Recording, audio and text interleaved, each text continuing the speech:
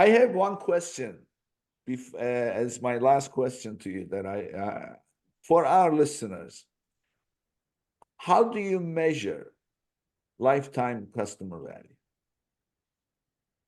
value?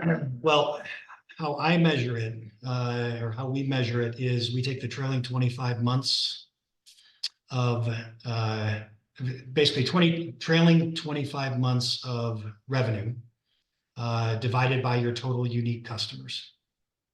That would be the simplest way to get to it.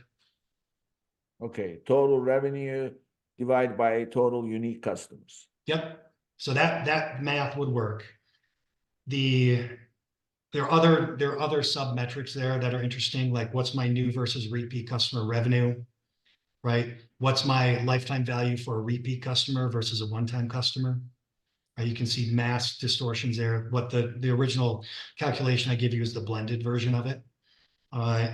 And once you have that, like it's endless the things that you could do to go dive into it further.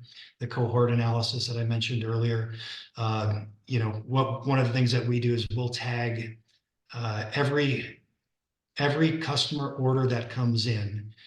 We will label it whether or not it's their first purchase and the ASINs that they purchased in that first purchase.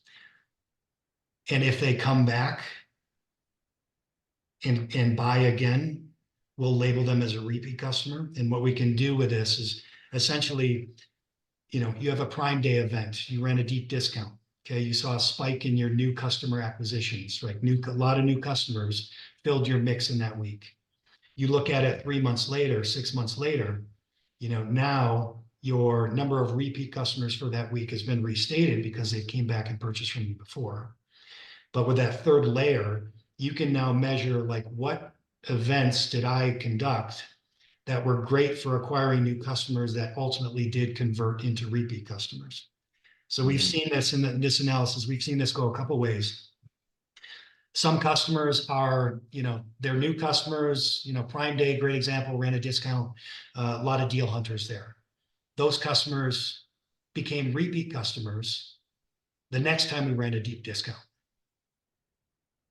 So they were deal shoppers. They weren't exactly the persona that we're trying to build, whether or not it makes it's two sales, right? Or whatever the value is. But it's an additional like nuanced layer to the actual health of the customers that you're acquiring. Once you've got like all this data, and the data is overwhelming, but once you can start doing these cohorts and segmenting, there's a lot of insights that you can get into your customers.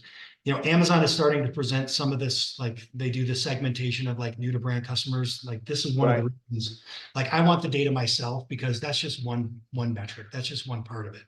It doesn't exactly help me make the deeper decisions and answer the questions that ultimately, brands are coming up with. Yeah. Well, Todd, sounds like you and I can talk data all day long. So well, you turn the camera off, we'll keep going. Well, we'll have to, you know what? I have asked several of my guests to come back and do another session. Maybe we should do that because this is great conversation and people learn a lot.